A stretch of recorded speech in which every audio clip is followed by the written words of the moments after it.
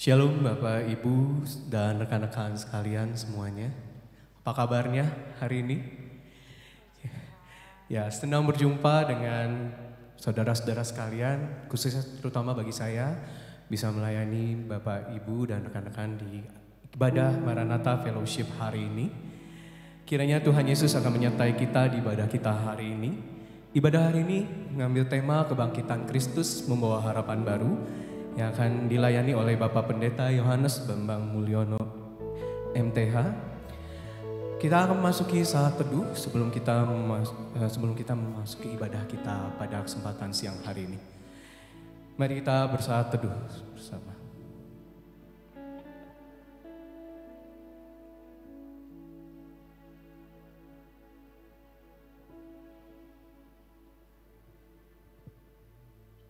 Amin.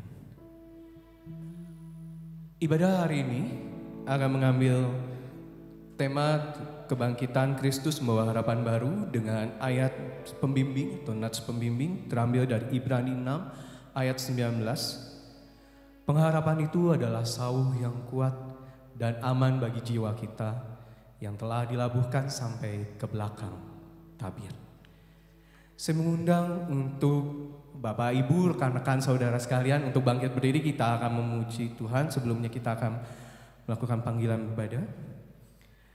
Mari jemaat semua kita bangkit berdiri. Kita memasuki Maranatha Fellowship dengan satu keyakinan bahwa pertolongan kita dalam nama Bapa, Putra, dan Roh Kudus. Terpujilah Tuhan. Amin. Ya, kita akan menyanyi bersama.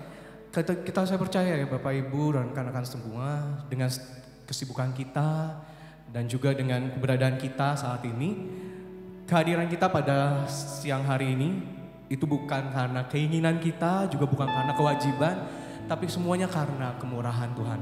Mari kita menyanyikan lagu Oleh Karena Kemurahan Tuhan.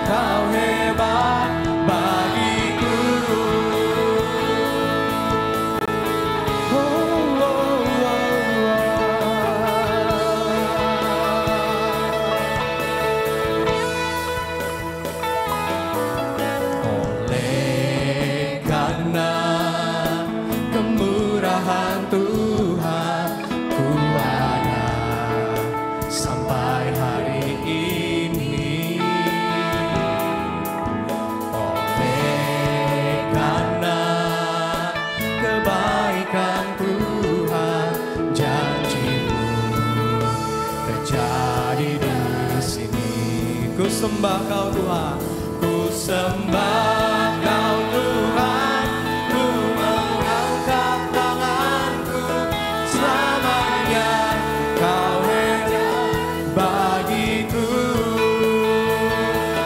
Ku sembah Kau Tuhan, ku mengangkat wajahku, selamanya Kau ajaib bagiku. Selamanya Kau ajaib bagiku. Oh,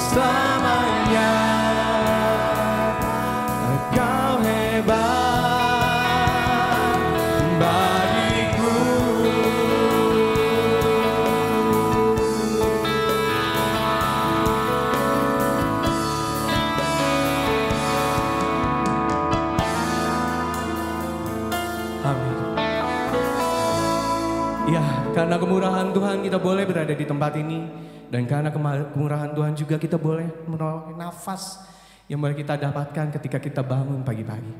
Marilah juga kita mensyukuri kemurahan Tuhan dengan naikkan doa syukur. Mari kita berdoa. Tuhan Allah kami, Engkau adalah Allah yang pemurah.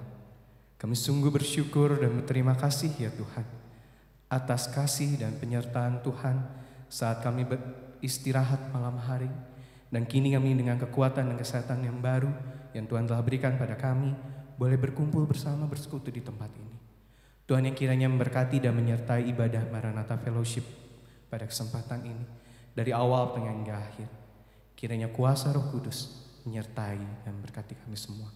Dalam nama Tuhan kami Yesus Kristus, Juru Selamat kami hidup, kami telah berucap syukur. Amin. Ya, Bapak Ibu, rekan-rekan saudara sekalian, selain dari kemurahan Tuhan, kita juga percaya bahwa arti kebangkitannya itu memberikan kita hidup yang baru. Marilah kita sambut dengan pujian sebab Dia hidup.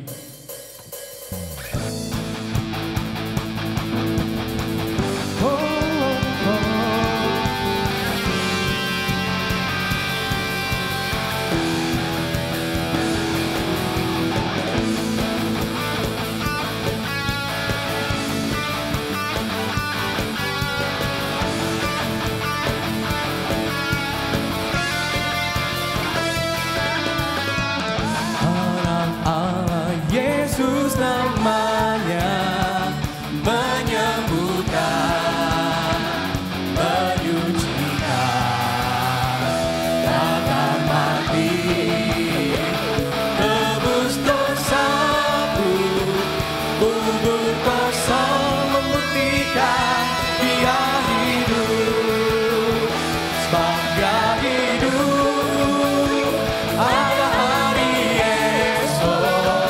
Sebab Dia hidup, ku tak gentar, karena ku tahu Dia pegang hari esok. Hidup jadi berarti sebab Dia hidup.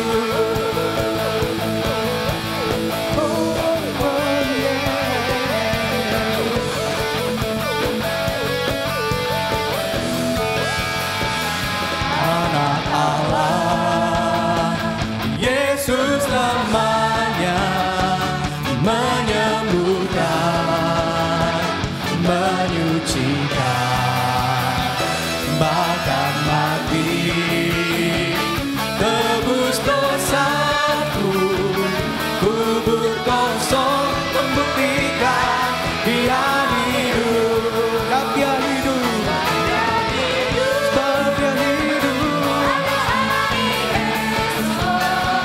Sebab Dia hidup, tak gentar, karena ku tahu Dia pegang hari esok. Hidup jadi berarti sebab Dia hidup, Dia hidup, ada hari esok. Sebab Dia hidup, sebab Dia hidup, ku tak gentar, karena ku tahu Dia pegang hari esok. Hidup jadi berarti sebab Dia hidup, hidup jadi berarti sebab Dia hidup, hidup jadi berarti sebab hidup.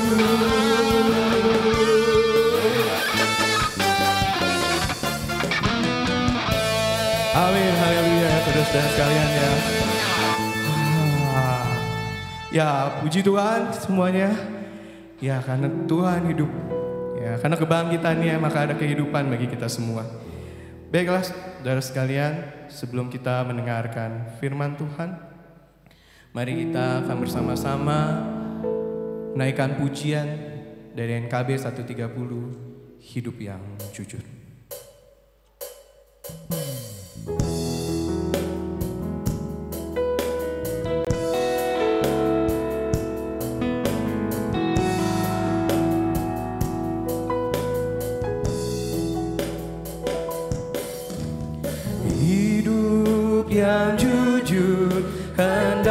Ku serah pada Yesusku yang aku sembah. Persekutuan mesra dan kudus ingin ku ikat dengan penebus. Ya Yesus, kau korbankan darahmu bagiku, ku beri masa depanku dan hidup bagimu. Hatiku ku serahkan menjadi tatamu, ku minta kuasailah seluruh hidupku.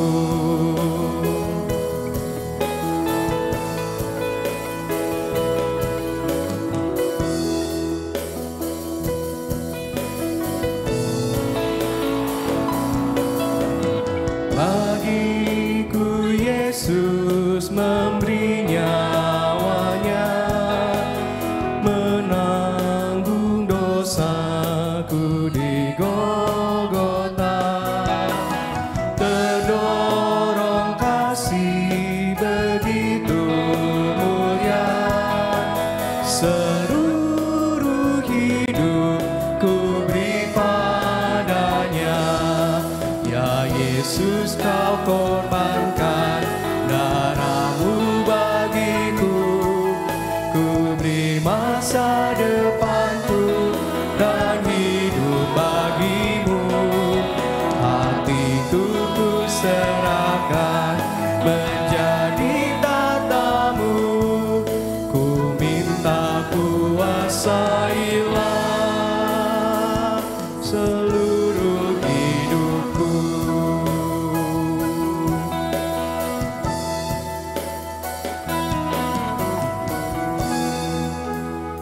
Kepada Bapak Pendeta Yohanes Bambang Mulyono MTH, kami persilakan untuk membawakan firman.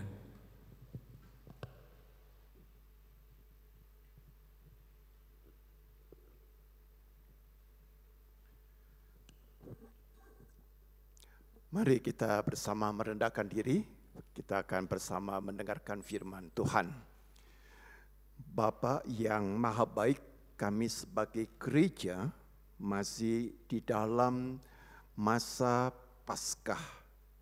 Kami ingin dalam masa Paskah yang boleh diberitakan, diwartakan oleh gereja, kami boleh mengimplementasikan bagaimana kuasa kebangkitan Kristus mematahkan kuasa maut dalam semua bentuk manifestasinya.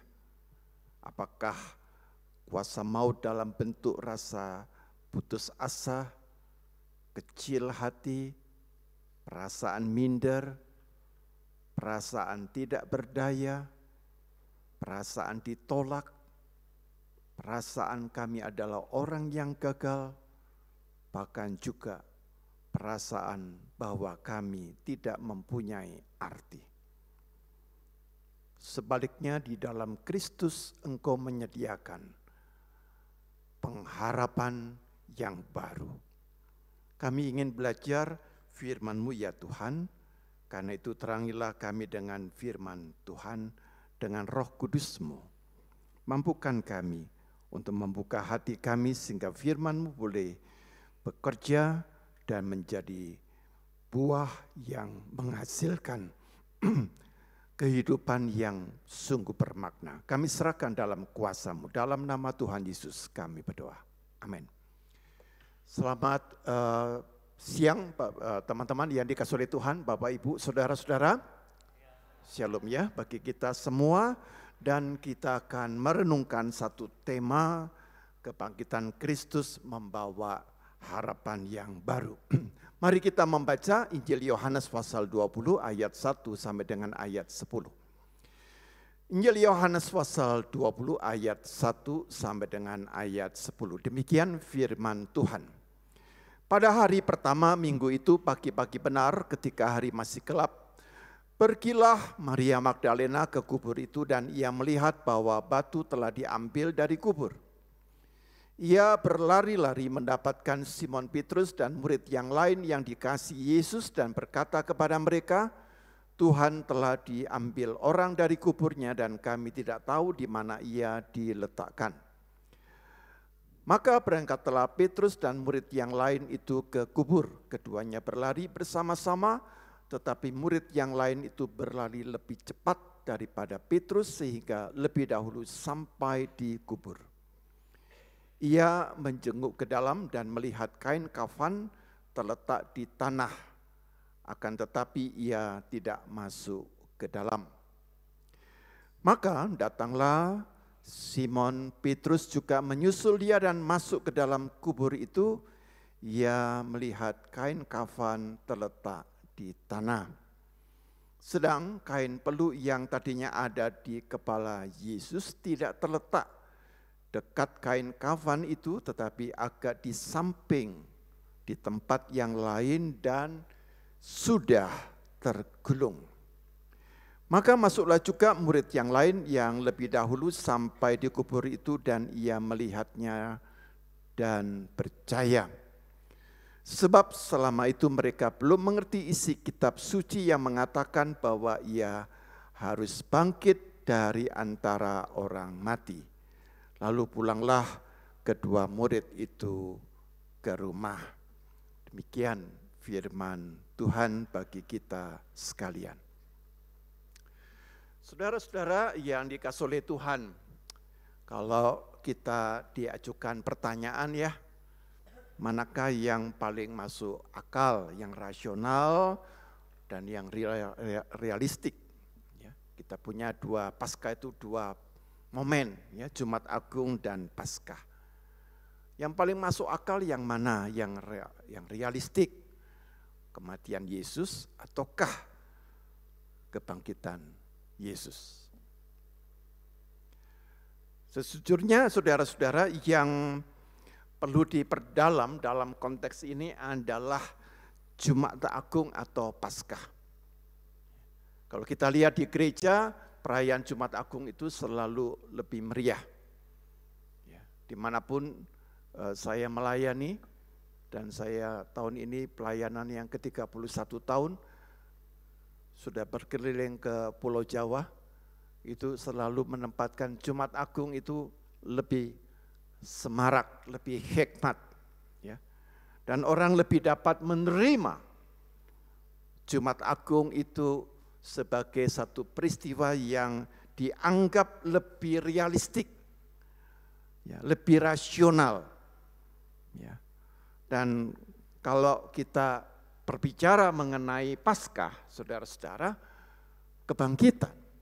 Kita tidak pernah mengalami peristiwa kebangkitan itu dalam realitas hidup sehari-hari. Tapi kalau kematian, kita kadang-kadang ke rumah duka, ya. Kalau saya sebagai pendeta dan juga Pak Pendeta Hariman itu sebagai pendeta itu akrab gitu ya, seminggu bisa 2 kali ya, bahkan bisa hampir beberapa kali begitu ya. Itu akrab sekali. Kematian itu adalah sesuatu yang kita akrabi.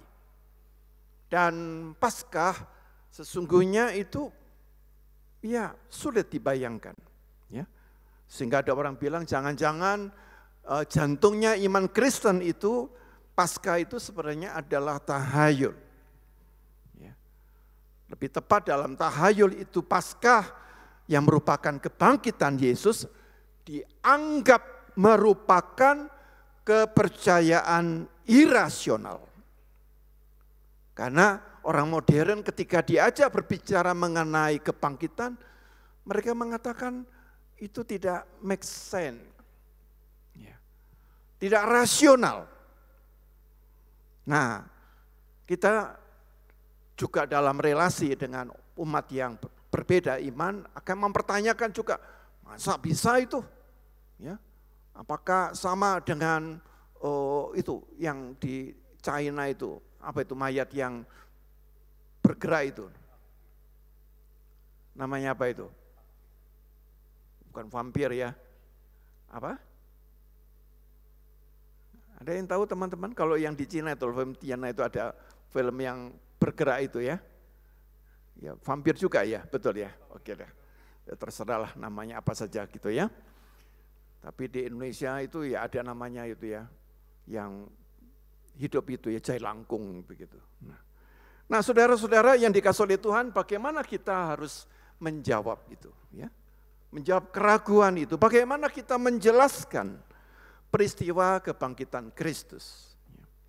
Dan kita melihat bahwa di dalam hari raya Paskah yang jatuh pada hari Minggu, di mana kita beribadah pada hari Minggu, yang adalah hari kebangkitan, itulah yang menjadi poin penting.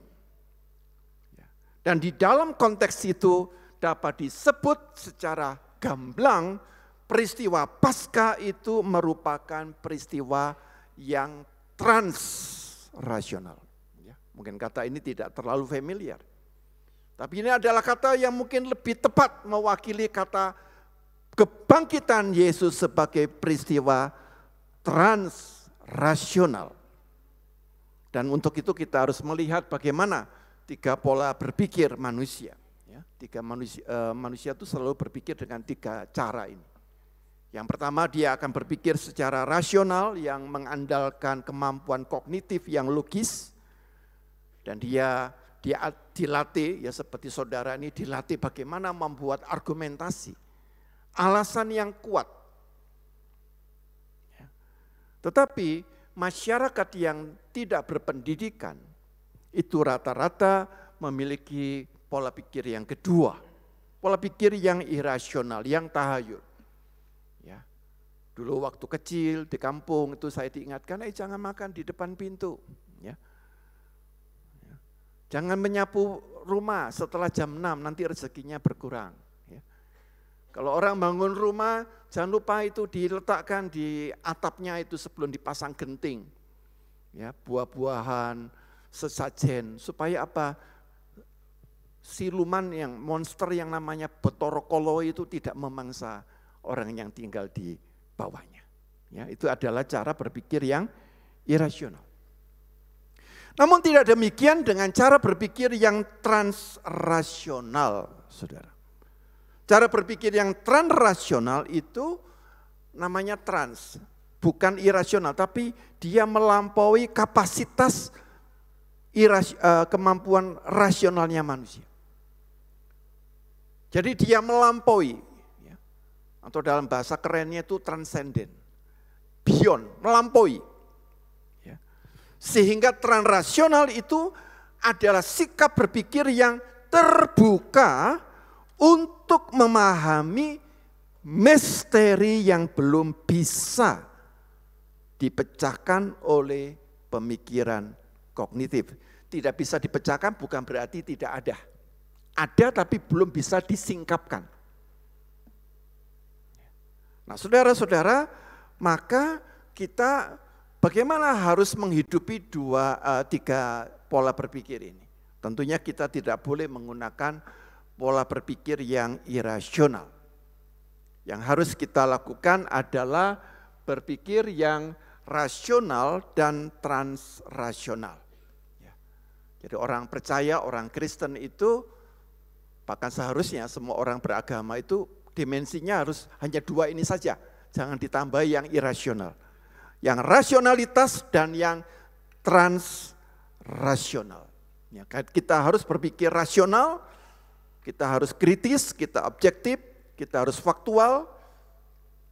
Ya, kebenaran itu berdasarkan data, tetapi pada sisi yang lain ada data-data yang tidak dapat kita kenali dengan pemikiran kita karena keagungannya, karena kapasitasnya yang sangat besar, misalnya Allah. Ya, kita tidak pernah melihat Tuhan, tapi kita percaya Allah itu ada. Karena ada kapasitas otak kita ini tidak bisa memasuki wilayah dari dimensi ilahi itu. Maka di dalam konteks ini peristiwa Paskah yang mengisahkan kebangkitan Kristus membutuhkan. Jadi waktu memahami Paskah juga harus rasional.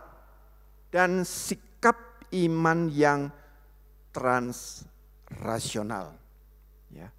Jadi dengan kata lain saudara-saudara, peristiwa Paskah itu harus dipahami secara logis. Ya. Dan juga harus bisa diimani. Ya. Melampaui kapasitas kognitif manusia. Itulah yang transrasional. Jadi kalau ditanya iman itu masuk wilayah mana? Iman adalah masuk wilayah transrasional. Iman adalah segala sesuatu yang tidak kita lihat. Ya, tidak kita lihat, tapi kita tahu ada itu. Nah, saudara-saudara yang dikasihi oleh Tuhan, maka di dalam konteks ini bagaimana kita sebagai orang Kristen, iman itu menjadi sesuatu yang tidak membuat kita terjebak kepada kepercayaan yang tahayul. Ya. Kalau saya sebagai pengamat begitu, saya melihat fenomena di media sosial dan percakapan-percakapan yang terjadi, banyak sekali iman itu sebenarnya adalah kepercayaan.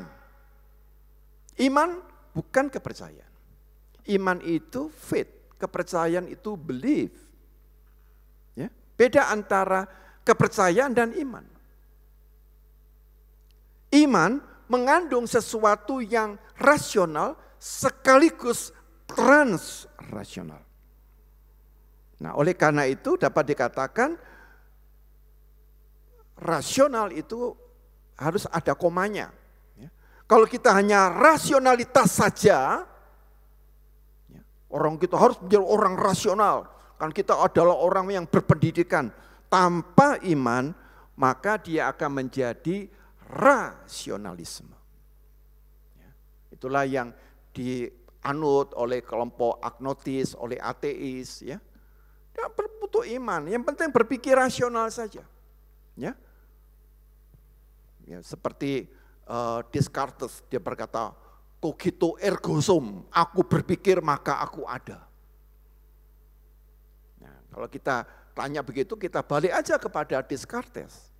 Kalau aku berpikir maka aku ada, boleh enggak saya tanya, bagaimana kamu berpikir kalau kamu tidak ada? Justru adanya itu mendahului cara kita berpikir. Jadi di dalam rasionalisme, manusia memuja akal budinya, tetapi ia buta terhadap kuasa Allah yang tak terbatas. Ya. Nah, kita jangan sampai ya, kita harus rasionalitas tapi jangan sampai menjatuh dalam sikap apa tadi saudara dan teman-teman? Halo? Rasionalisme. Ya. Nah, saudara-saudara, dan kita akan memasuki satu poin penting dalam masalah kebangkitan yang transrasional tadi. Karena untuk memahami yang transrasional ini, ketika orang memahami kebangkitan itu tidak mengetahui dengan tepat, maka orang akan menganggap peristiwa kebangkitan itu sebagai peristiwa cognitive dissonance. Ya, ini memang agak istilah-istilah yang agak sulit ya teman-teman ya. Agak sulitnya karena belum familiar saja. Ya. Apa namanya? 1, 2, 3. Kognitif disonan. Ya. Kognitif itu kemampuan kognitif, disonan itu ketidaksesuaian. Jadi ketidaksesuaian kognitif. Ya. Nah, karena itu sebagai salah satu contoh berpikir rasional tanpa imam akan memang melahirkan itu, kognitif disonan. Jadi kalau saya berbicara dengan beberapa orang yang mengklaim saya ini adalah agnostis, lalu omong-omong ya, sampai pada kebangkitan dia mengatakan itu tidak mungkin, itu cognitive dissonance gitu. Ya, jawabannya selalu begitu. Nah, apa itu cognitive dissonance? Nah, saudara-saudara, cognitive dissonance itu adalah melesetnya, ya meleset suatu keyakinan atau kepercayaan terhadap seorang tokoh dan ajarannya. tetapi pengikutnya tidak mau menerima kenyataan tersebut. Ya. Jadi saya ambil contoh begini, ini pernah terjadi di Indonesia, ya, tepatnya di Semarang. Pada suatu hari ada satu pendeta di Semarang, dan pendeta ini punya jemaat yang besar, ya, di Semarang, saudara, dan dia meninggal. Ya.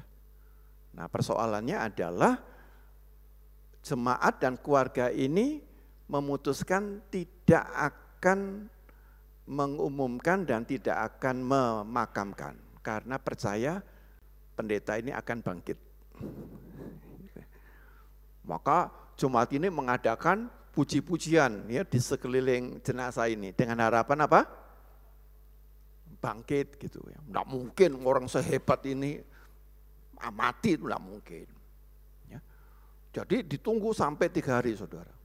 Nah, sampai 3 hari namanya jenazah, ya, mulai mengeluarkan, ya, bau yang busuk, ya, dan tanda-tanda kematian itu sudah tidak bisa dibantah. Ya, akhirnya dokter mengatakan sudah meninggal. Jemaatnya mengatakan tidak mungkin, dia akan bangkit. Ya. Dan akhirnya saudara-saudara tidak bisa melawan, akhirnya dikuburkan. Ya. Nah, itulah contoh dari kondisi kognitif dissonance, ya, melesetnya suatu keyakinan terhadap tokoh, ya, dalam hal ini juga bisa ajaran, dan tidak mau menerima kenyataan tersebut. Ya. Jadi di situ sebutkan kognitif dissonance adalah satu kondisi stres mental atau pengalaman yang tidak menyenangkan yang dialami oleh seorang individu yang memegang 2 atau lebih kepercayaan yang kontradiktif, idea atau values pada saat yang sama. Ya. Dan ketidaksesuaian itu di mana seorang individu percaya, memahami di antara 2 atau lebih sikap atau di antara sikap dan attitude dalam sikap begitu, ya. Nah, pertanyaannya begini, apakah mungkin para murid Yesus itu mengalami kognitif dissonance? Mungkin apa tidak, teman-teman?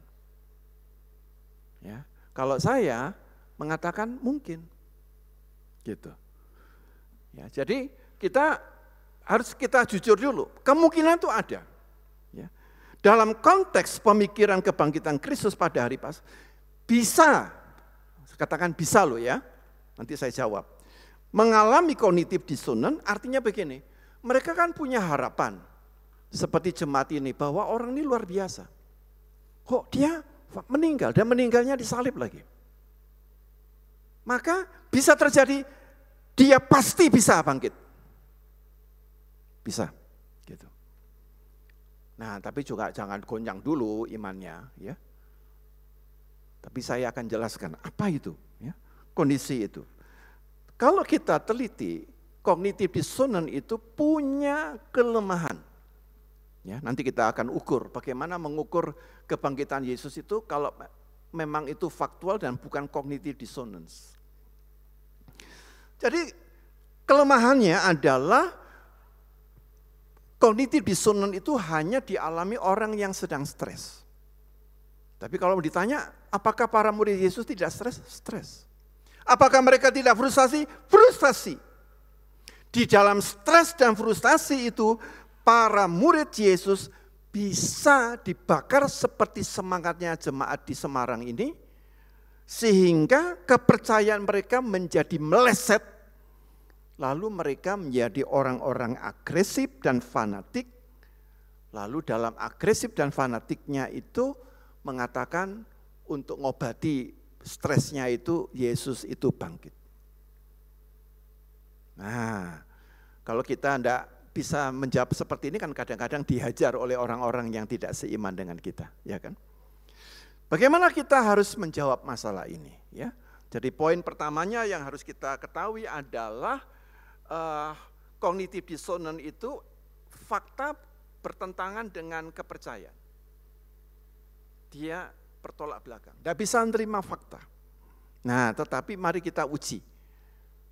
Apakah benar kebangkitan Yesus itu sebagai fenomena kognitif dissonance? Maka dapat saya jawab, itu tidak bisa karena kognitif disonan itu hanya mengalami dalam diri seseorang atau komunitas itu temporal saja. Seperti jemaat di Semarang itu setelah 1 bulan ya mereka udah pada figur pendeta yang meninggal ini sudah hilang. Udah hilang. Tidak sampai setahun, 1 bulan aja sudah hilang. Tetapi apa yang menarik di dalam iman kekristenan, yaitu kekristenan itu diuji dalam waktu ribuan tahun. Ya, dia tidak diuji dalam waktu temporal. Kekristenan diuji dengan berbagai penganiayaan. Kita tahu kalau nonton film Quo Vadis, ya, tapi film itu sudah tidak diputar. Saudara akan bisa menyaksikan bagaimana orang Kristen perdana pada era Kaisar Nero itu dianiaya habis-habisan. Tapi kalau saya membaca sejarah sepertinya Nero itu masih belum hebat. Ada lagi Kaisar Romawi yang lebih jahat lagi, namanya Kaisar Domitianus pada tahun 90 Masehi. Dan dibantai, disakiti, dikuliti, ya. Saya tidak perlu menceritakan secara detail, ya. Lalu kekristenan juga menghadapi serangan kritis dari ilmu pengetahuan pada abad 19, abad 20. Ya, muncul kemudian kritik sejarah, kritik teks dan sebagainya, menyerang semuanya. Sampai pada saat ini mengalami perubahan-perubahan sejarah. Dan kekristenan itu seperti batu karang yang kokoh. Enggak goyah. Dan kalau kita perhatikan dengan seksama bahwa kebangkitan Yesus itu sebagai kognitif dissonance, sebagai tuduhan yang lemah, karena dia melihat dari cara pandang psikologi yang tidak melihat dalam rentang waktu yang panjang. Jadi sebenarnya kita bisa saja teman-teman, ya, mungkin aja di antara kita ada yang mengalami kognitif dissonance. Dia tidak bisa menerima kematian papanya, kematian mamanya. Dulu saya orang kaya kok sekarang jadi orang miskin, tidak bisa diterima. Ya. Satu jemaat saya ini adalah jemaat latar belakang kaya raya.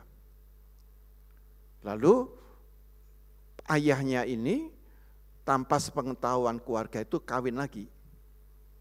Lalu kawin lagi, hartanya itu diwariskan kepada istri kedua, lalu dia mati. Maka kematiannya menyebabkan keluarga yang kaya raya ini hilang semua. Nah, anaknya, anak kandungnya itu tidak bisa menerima. Saya orang kaya, saya tidak mau naik angkot, saya tidak mau. Saya anak orang kaya, saya orang kaya, saya harus naik mobil. Mobilnya juga sudah ada levelnya, ada ukurannya. Ini kognitif dissonance. Kadang-kadang kita pun juga menjadi orang yang kognitif dissonance. Ya. Dan karena itu di dalam cara berpikir ini mereka menuduh bahwa kebangkitan Yesus itu kognitif dissonance. Dan memahami kubur Yesus yang kosong dipahami secara sempit dan dangkal. Ya.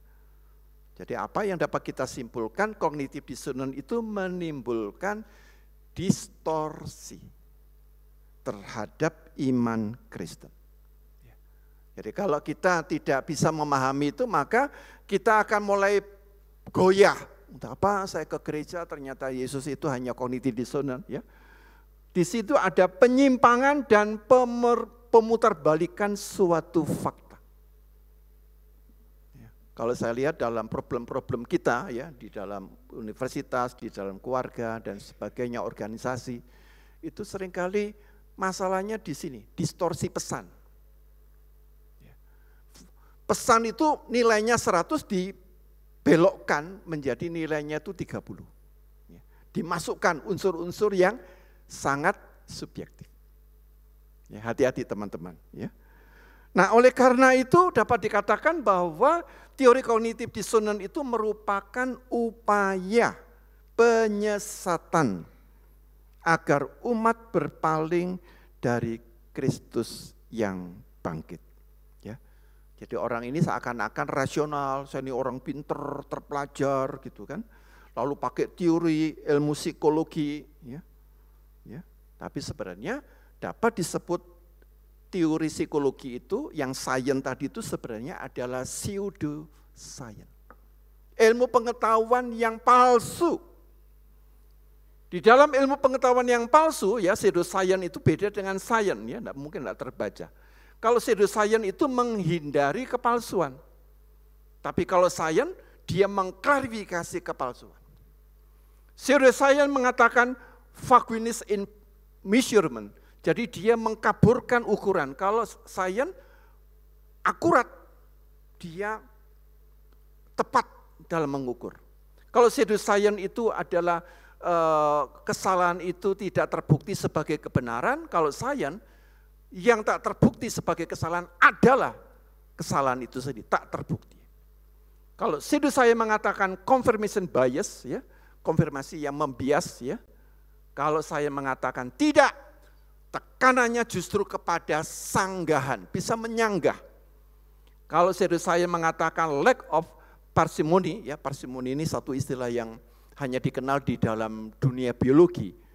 Jadi artinya kekurangan sesuatu yang sederhana. Jadi pakai kalimat yang kompleks.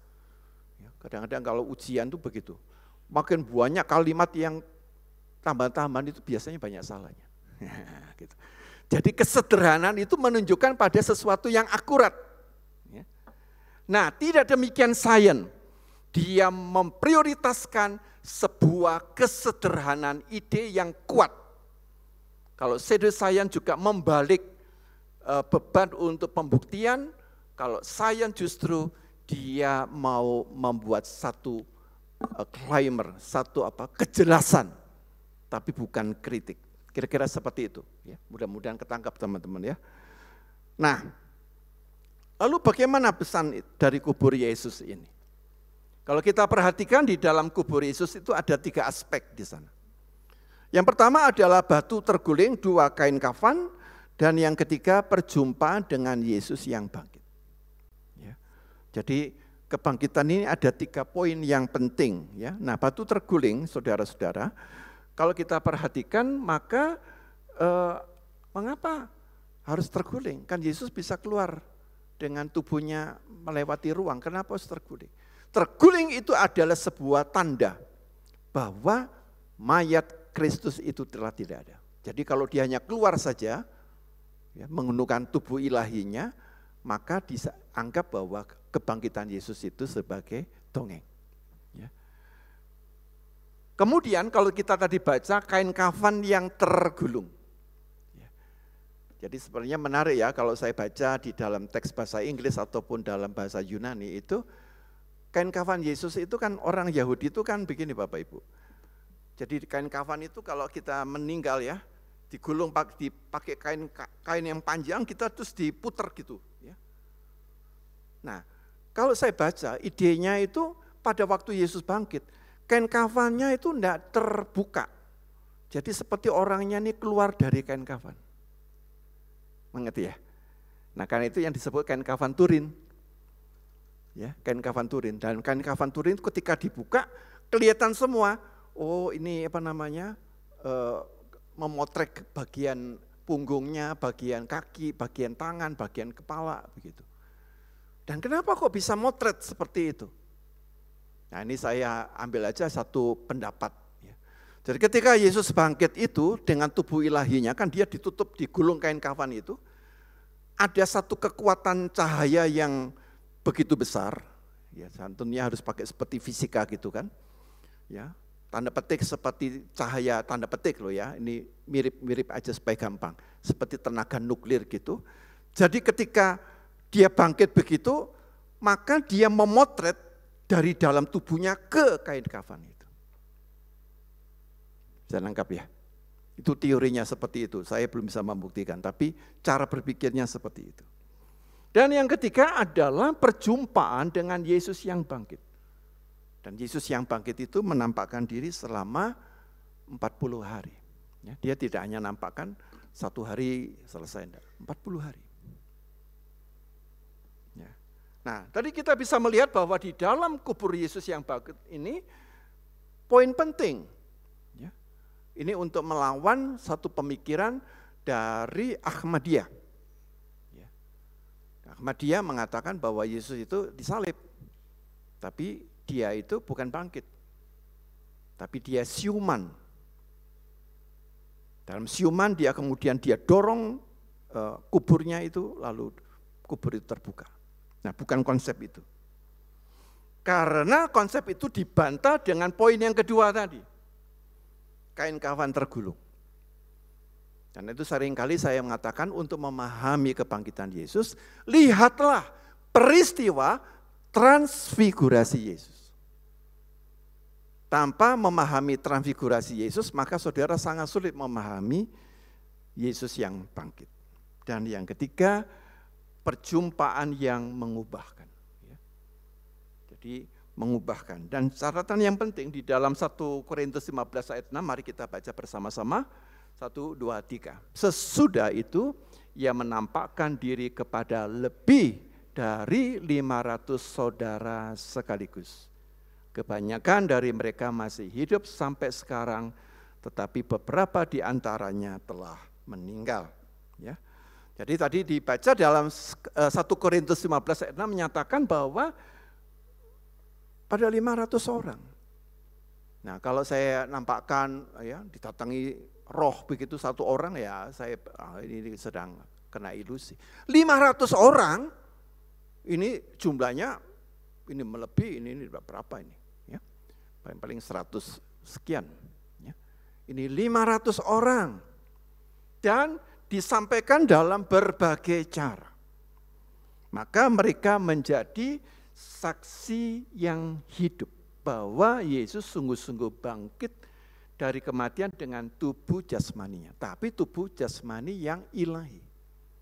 Bisa menembus ruang, tapi bisa disentuh. Ya.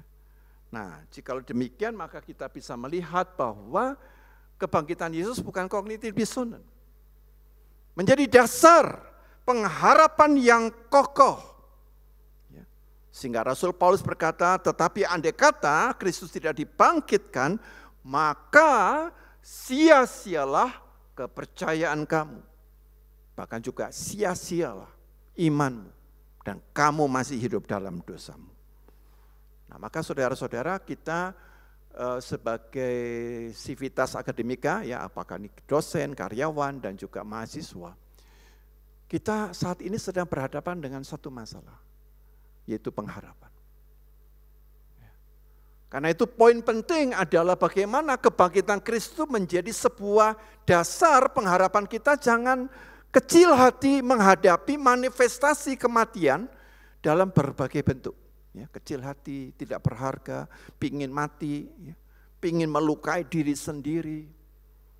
Firman Tuhan mengatakan, mari kita baca bersama, pengharapan itu adalah sau yang kuat dan aman bagi jiwa kita yang telah dilabuhkan sampai ke belakang tabir, di mana Yesus telah masuk sebagai perintis bagi kita ketika ia menurut peraturan Melkisedek menjadi imam besar sampai selama-lamanya. Walaupun kita sadar saudara-saudara bahwa namanya kita yang hidup dalam kebangkitan Kristus itu tidak membuat kita imun, ya, tidak membuat kita kebal dari penderitaan. Kita masih bisa dilukai, kita bisa terluka, kita bisa merasa kecil hati, ya, kita bisa merasa ya, perasaan-perasaan yang melumpuhkan, bisa semuanya. Sama dengan orang yang tidak percaya. Tetapi ada sesuatu yang beda. Bahwa kita punya jaminan. Jaminan itu penting Bapak Ibu. Ya, sama seperti kalau saudara beli barang ya ada jaminan. Kalau rusak ada jaminannya. Kita pun juga di dalam kerapuan kita. Dalam kemungkinan kerusakan kita ada jaminan dari Kristus. Walau secara jasmani kita bisa sakit, bahkan juga bisa mati. Ya. Oleh karena itu saudara, mari kita melihat hidup kita dalam perspektif kebangkitan, ya, sehingga kita tidak lagi melihat dalam perspektif kematian. Ya. Ada beberapa orang yang melihat hidup ini selalu, ya, beberapa waktu yang lalu saya menghadapi seorang yang sudah, sebenarnya Pak saya datang ke sini itu sudah punya pikiran seminggu yang lalu itu saya ingin bunuh diri. Betul Bapak. Karena saya tidak merasa hidup saya ini berarti lagi. Kalau sampai saya datang ini adalah karena saya ketemu dengan seseorang lalu merekomendasikan Bapak bicara dengan saya. Duh, saya tambah gentar Bapak Ibu. Saya harus menolong apa ya? Supaya orang ini tidak sampai punya pikiran itu. Saya juga rapuh. Saya juga bukan orang yang selalu bisa siap untuk menolong, memberikan jawaban yang bijaksana dan tepat. Saya hanya berdoa, Tuhan tolong saya. Berarti saya menghadapi satu kondisi yang sangat istimewa. Berikan saya hikmat-Mu. Kita melihat dalam perspektif Kristus seluruh peristiwa-peristiwa maut. Sehingga kita dimampukan saudara-saudara untuk melihat bahwa kita itu punya dasar. Ada pijakannya. Pijakan ini membuat kita di dalam situasi yang sulit, ya, yang gelap, tanpa harapan. Ada inspirasi. Ada sesuatu yang memotivasi kita. Ada sesuatu yang menggerakkan kita dan mengendalikan kita untuk berlaku tepat. Dan sungguh benar ketika firman Tuhan menyatakan bahwa di dalam Kristus kita mengalami kuasa kasih-Nya. Dan saya kira ini bukan teori. Kita melihat, membuktikan. Baru kita menyadari bahwa setiap kita membutuhkan Kristus. Tanpa terkecuali.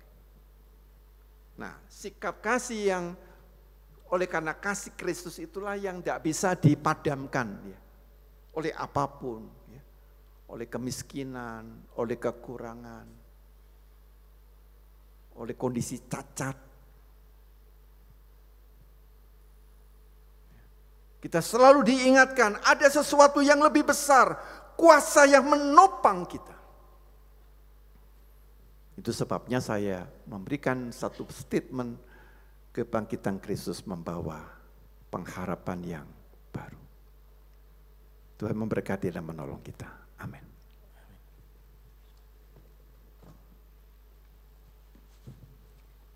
Ya, terima kasih Pak Yohanes untuk renungannya.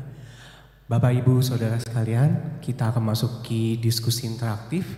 Apakah Bapak Ibu Saudara sekalian ada yang ingin bertanya dari tema kita pada kesempatan siang hari ini? Ada? Ya kalau saya, Pak Iwan silakan. Menggap, silakan Pak Iwan. Mahasiswa juga ya? Pak, ya mahasiswanya boleh. Ya. Kalau kali ini bukan ujian, jadi tidak usah. Nggak usah. Walaupun sedang UTS. Ya, terima kasih Pak Yohanes. Mungkin pertanyaan saya begini Pak. Kita memang diajak untuk melampaui akal suprarasional. Tapi kebanyakan orang Kristen mungkin tertarik kepada pengalaman-pengalaman pendetanya, pengalaman orang-orang yang katanya pernah naik turun surga, lalu mereka percaya pada kebangkitan. Apakah hal itu menjadi satu dasar iman ketika kita mempercayai apa yang pengalaman-pengalaman dari orang-orang yang ya pernah turun naik surga, pernah berbicara dengan Tuhan, pernah mati kemudian bangkit kembali, gitu. Sehingga akhirnya kita percaya bahwa Yesus itu juru selamat. Makasih. Ya, terima kasih Pak Iwan. Jadi memang dalam kekristenan juga tidak berarti selalu sehat Bapak Ibu, ya. Kita menjumpai kadang-kadang di dalam beberapa ajaran itu mengandung tahayul. Ya. Jadi pendeta yang merasa memberitakan bahwa dia sudah naik ke surga sekian kali, begitu kan. Ada pendeta juga memberikan kesaksian, dapat membangkitkan orang mati. Di Jakarta itu terjadi Bapak Ibu.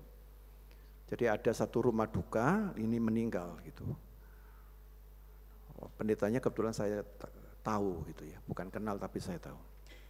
Lalu kok tiba-tiba ada inspirasi yang tiba-tiba dari pendeta ini, bilang saya dapat wahyu dari Tuhan untuk mendoakan dan bisa bangkit. Betul Pak, itu terjadi di Jakarta. Maka dia kemudian bawa bersama dengan jemaatnya, dia berdoa sekian lama untuk membangkitkan jemaat ini. Ya tidak bisa bangkit. Ya. Tetapi fenomena itu ada. Dan kenapa masyarakat kita itu suka ke situ? Gitu. Karena masyarakat kita itu dididik sejak kecil dengan cerita tahayul. Apa-apa tuh tahayul? Coba Bapak Ibu ceritakan orang tua kita itu. Itu kalau ngajari kita tuh banyak tahayulnya. Kamu jangan ke pohon itu ada genderuwonya. Kalau kamu ke situ itu ada sundel bolong. Dan masyarakat timur adalah masyarakat yang memang akrab dengan dunia mistis. Dan suka sekali. Karena itu ini kemudian dimainkan oleh orang-orang yang memang latar belakangnya seperti ini. Ya, karena itu saudara-saudara, terlepas saudara gereja mana saja, kalau saudara menjumpai pendeta yang seperti itu, Anda jangan percaya. Kita dididik dalam iman Kristen, Rasul Paulus berkata, supaya kita jangan diberikan dongeng nenek-nenek tua ya istilahnya. Itu sebenarnya kalau terjemahnya adalah dongeng yang tahayul. Tapi latilah dirimu beriman, latilah dirimu beribadah. Jadi belajar untuk lebih kritis dan objektif. Nah tentunya dasar iman yang seperti ini tidaklah tepat. Dan itu bukan mujizat, bukan berarti saya tidak percaya mujizat Bapak Ibu. Mujizat adalah masuk dalam dimensi transrasional. Tapi mujizat yang dibangun atas dasar wahyu seperti itu adalah irasional. Jadi bisa dibedakan ya. Mujizat itu ada Bapak Ibu. Ya. Jangan dikatakan mujizat. Tapi itu tidak seperti itu. Tapi kalau yang wahyu yang demikian pasti irasional. Seperti itu Pak, mudah-mudahan menjawab. Terima kasih. Silakan Pak, lanjutkan. Terima kasih Pak Yohanes. Bapak Ibu yang lain, mungkin rekan-rekan mahasiswa ada yang ingin bertanya? Ada? Nah kalau tidak saya mau bertanya sedikit Pak. Kalau dari saya mungkin ini yang lagi tren ya Pak saat ini, isu mengenai Kristen progresif gitu ya Pak. Kalau kita lihat dari sudut pandang ini bagaimana ya Pak melihat kebangkitan Kristus gitu ya Pak. Kalau misalnya kita lihat dari sudut pandang itu Pak. Iya, sebenarnya saya dibisiki juga oleh PIP kampus ministry ya. Pak nanti bulan Mei ya Bapak. Wah itu nanti berarti ya Pak. Kampus Kristen progresif ya. Tapi kan namanya pertanyaan tidak boleh Nggak apa-apa, boleh dibikin penasaran lagi biar nanti datang lagi. Ya, kalau progresif itu kan artinya maju ya teman-teman ya. Kalau maju itu kan membawa kita dari satu titik X ke titik Y ke titik Z. Ya. Selalu berkembang, ada sesuatu yang develop, berkembang begitu. Tapi kalau kita lihat dalam pemikiran Kristen progresif itu sebenarnya justru sebaliknya. Harusnya menyebut dirinya Kristen regresif. Alias Kristen yang mundur ke belakang. Kenapa mundur ke belakang? Karena argumentasinya itu adalah argumentasi yang sudah usang. Misalnya, bahwa keselamatan itu tidak harus melalui Kristus, tapi melalui upaya dan kesalehan atau perbuatan baik manusia. Nah itu kan sudah dipergumulkan 2000 tahun yang lalu dan selesai. Kedua, Yesus Kristus bukan satu-satunya sebagai Mesias dan Juru Selamat. Itu kan sesuatu yang sudah usang. Yesus berkata, akulah jalan kebenaran dan hidup. Tak seorang pun yang dapat datang kepada Bapa kalau tidak melalui aku. Jadi Kristen regresif itu pertanyaannya tidak berdasarkan Alkitab. 3. Allah tidak pernah menyediakan neraka, Allah kan maha kasih. Bagaimana Allah yang maha kasih menyediakan neraka? Saya tidak percaya pada adanya neraka. Nah ini berarti orang tidak pinter. Ya. Karena Allah itu menyediakan neraka bukan untuk manusia. Neraka itu kalau baca dalam Alkitab untuk iblis. Kalau kemudian manusia masuk neraka adalah karena manusia memilih mengikuti iblis. Contoh, tapi kan nanti saatnya nanti saya uraikan lebih mendalam lagi pada tanggal berapa ya Bu Rita ya? Tanggal 31 Mei atau tanggal berapa itu? Itu 30 Mei. 30 Mei ya. Itu akan membahas tentang Kristen progresif ya. Nah, tolong nanti disiapkan pertanyaan yang banyak gitu ya. Mungkin ada baiknya kalau begini enggak mau Pak. Mahasiswa kita ini sangat santun. Jadi kalau tanya gitu nantinya dikiranya apa? Mungkin disediakan kertas. Disediakan kertas betul gitu ya. Dijawab pada saat nanti kebaktian ya Pak. Begitu ya.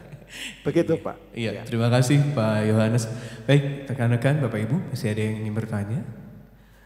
Baik, kalau tidak, terima kasih Pak Yohanes atas renungannya. Kiranya Tuhan memberkati pelayanan Bapak dan pada hari ini kita mendapatkan suatu renungan yang baik banget ya Pak. Terima kasih Pak, Tuhan memberkati. Sama-sama Pak. Ya Bapak Ibu sekalian, kita akan melanjutkan ibadah kita.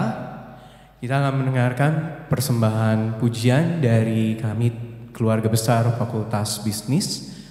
Saya mengundang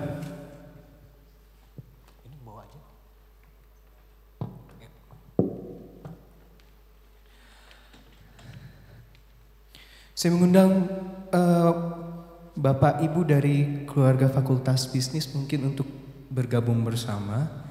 Kita akan mempersembahkan sebuah pujian. Boleh mungkin Bapak Ibu dari Fakultas Bisnis. Kita akan menyampaikan suatu pujian Karena Salibmu. Rekan-rekan mahasiswa juga boleh yang tahu lagunya dari teman-teman Fakultas Bisnis boleh bergabung di depan. Kita sama-sama menyampaikan pujian ini.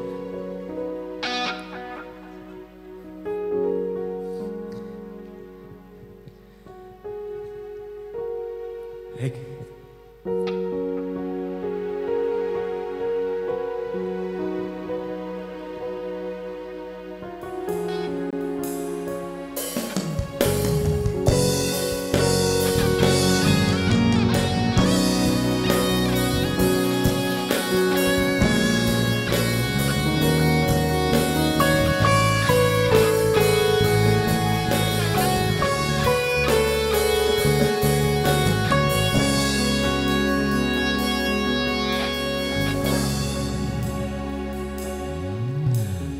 Hanya Kau Tuhan di hidupku,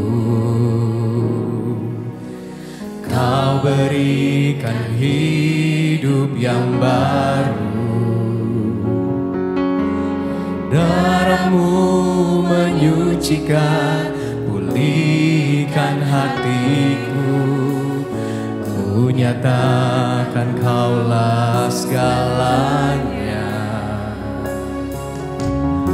Engkaulah sumber pengharapan, kuasa-Mu sanggup menyembuhkan.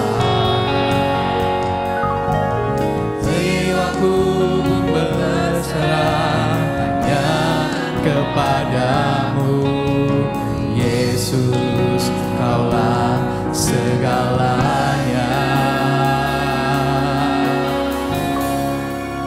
Karena salib-Mu ku hidup, karena salib-Mu ku menang. Engkau yang berkuasa sanggup untuk melakukan mujizat-Mu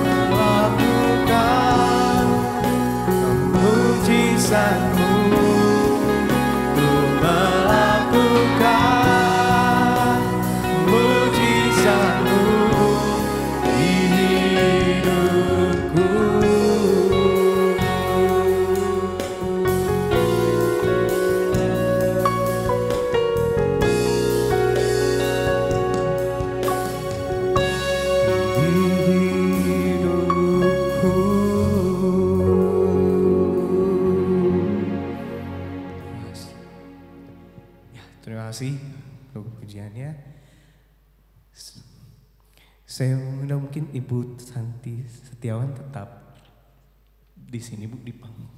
Ya. Kita akan menaikkan doa syafaat mengenai doa UKA Maranatha, kemudian doa untuk warga UKM yang sakit dan berulang tahun, dan doa untuk bangsa dan negara. Baik, kita bersama-sama kami mengundang Bapak, Ibu, dan rekan-rekan mahasiswa semua untuk kita memanjatkan doa syafaat. Mari kita bersatu di dalam doa. Bapa kami yang bertahta di kerajaan sorga, kami mengucap syukur untuk hari ini kalau kami boleh berkumpul satu dengan yang lainnya, satu hati untuk beribadah dan bersekutu denganmu. Kami berdoa Tuhan untuk universitas kami tercinta ini. Kiranya universitas ini dapat menjadi berkat bagi setiap masyarakat yang ada di sekitar kampus ini Bapa, dan juga kiranya kampus ini dapat melaju dengan baik oleh karena kuasa darah-Mu saja Tuhan Yesus Kristus Tuhan kami. Dan juga kami mengucap syukur untuk ibadah Paskah yang telah dilaksanakan di kampus ini. Kiranya ibadah Paskah dapat memberkati semua sivitas akademika. Tak lupa juga Tuhan, kami mengucap syukur atas akreditasi unggul yang telah universitas ini dapatkan. Kami percaya Tuhan bahwa Engkau memberikan akreditasi unggul ini agar kami menebarkan banyak berkat lebih lagi. Dan juga kami berdoa untuk setiap sivitas akademika, bila ada kesakitan tubuh, kiranya Engkau menjamah, mengkuduskan, dan menyucikan kembali tubuh yang sakit, agar dapat pelayanan kembali dengan baik, bersama Engkau ya Bapa. Dan juga kami mau berdoa untuk Bapak, Ibu, atau rekan-rekan kami yang sedang berulang tahun, kiranya di pertambahan umur ini dapat menjadi pelita bagi sekitar kami dan menjadi perpanjangan tangan Engkau untuk menolong orang-orang. Dan tidak lupa juga kami berdoa untuk bangsa dan negara kami, kiranya putusan yang ada dan pemimpin kami sekarang dapat menjadi teladan dan mampu memberikan nilai-nilai kebangsaan yang mendamaikan seluruh masyarakat Indonesia di masa sekarang hingga masa mendatang. Kami serahkan dan percayakan hanya pada tangan-Mu saja Tuhan. Juga kami mau doakan negara ini agar dapat melaju dan terus berkembang seturut dengan kehendak-Mu. Tuhan, inilah doa kami yang jauh dari kata sempurna. Dalam nama-Mu saja, Yesus Kristus, kami berdoa. Amin.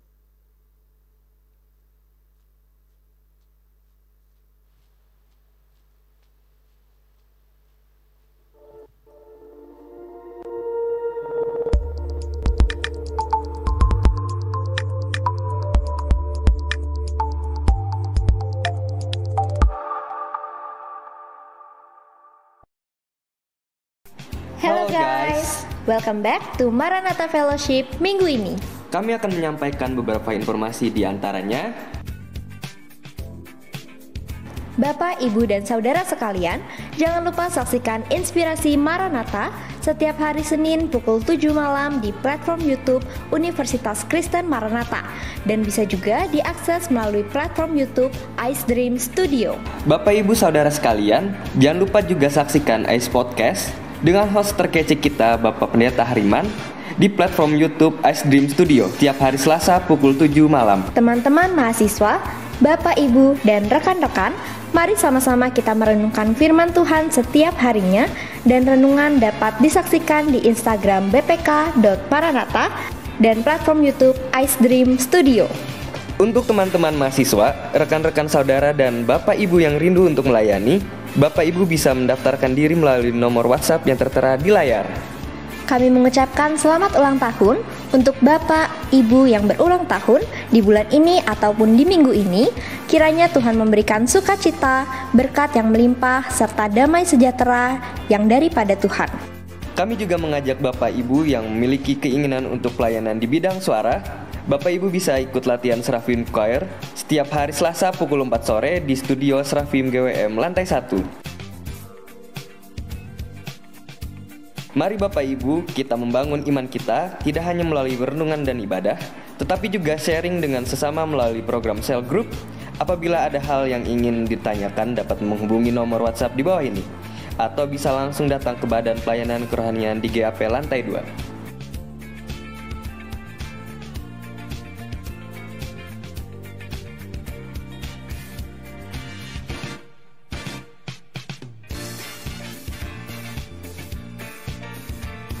Sekian pengumuman Maranatha Fellowship minggu ini. Sampai berjumpa kembali di Maranatha Fellowship selanjutnya. Selamat beraktivitas. Tuhan Yesus memberkati. See you.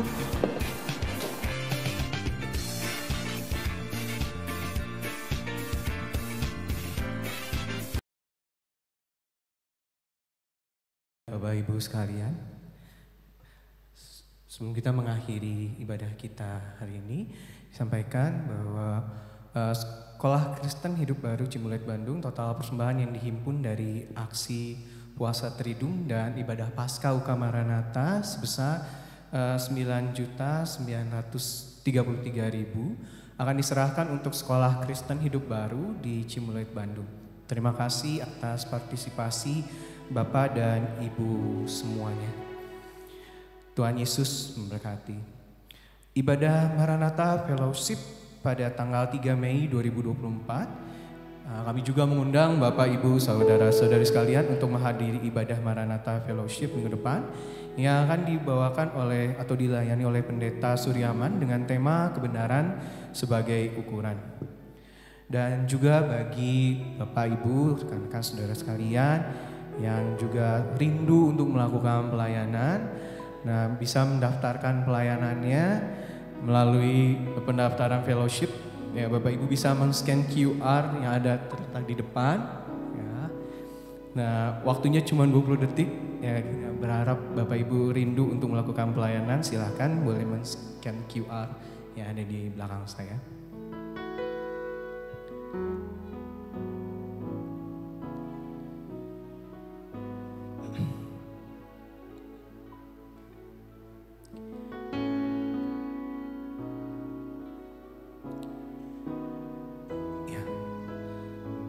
Selanjutnya juga saya mengundang Bapak Ibu sekalian dan rekan-rekan semua untuk mengisi link evaluasi yang sudah sama tertera di belakang saya.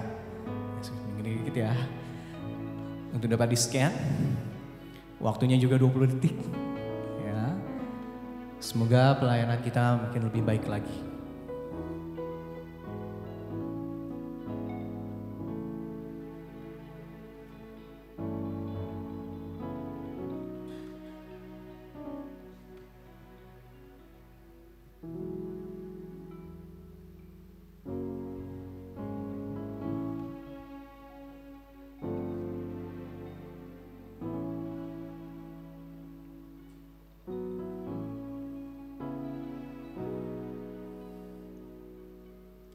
Kita akan mengakhiri ibadah kita pada kesempatan siang hari ini. Saya undang Bapak, Ibu, Saudara sekalian untuk bangkit berdiri. Kita akan menyanyikan bersama dari Kidung Jemaat 424, Yesus menginginkan aku.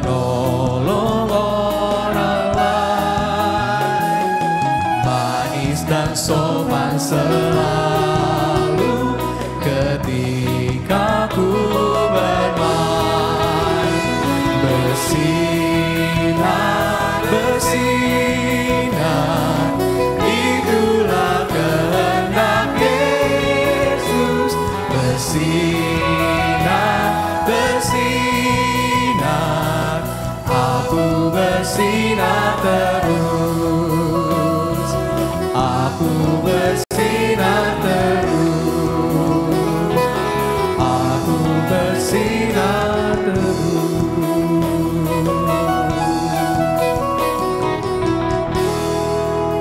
undang Bapak Pendeta Yohanes untuk membawakan doa pengutusan dan berkat.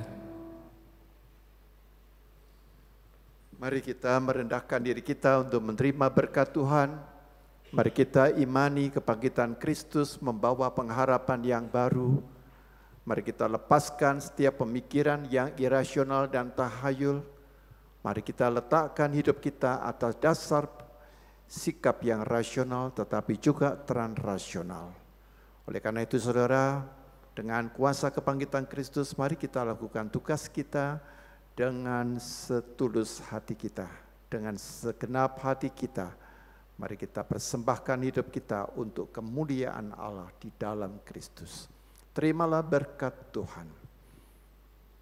Tuhan memberkati engkau dan melindungi engkau. Tuhan menyinari engkau dengan wajah-Nya dan memberikan kepadamu kasih karunia. Tuhan menghadapkan wajah-Nya kepadamu dan memberi engkau damai sejahtera dalam nama Bapa, Putra dan Roh Kudus. Amin.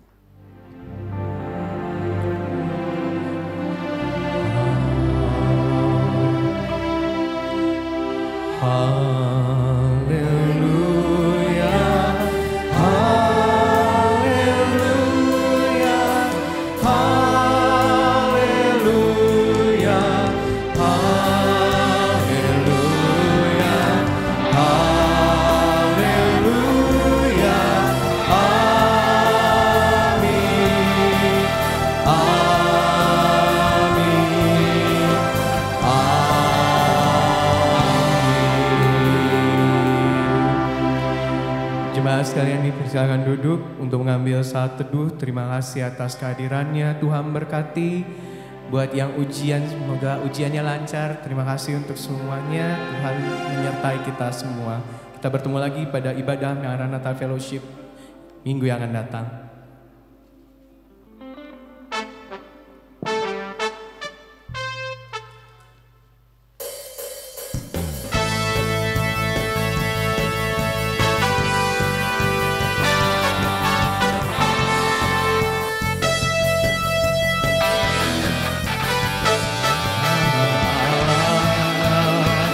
Yesus namanya menyembuhkan, menyucikan, bahkan mati, tebus dosaku, kubur kosong membuktikan Dia hidup, sebab Dia hidup, ada hari esok. Sebab Dia hidup, ku tak gentar, karena bukan yang pedang hari esok.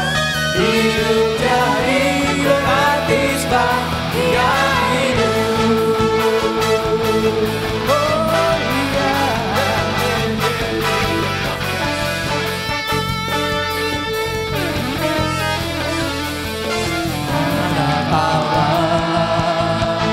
Yesus namanya menyembuhkan,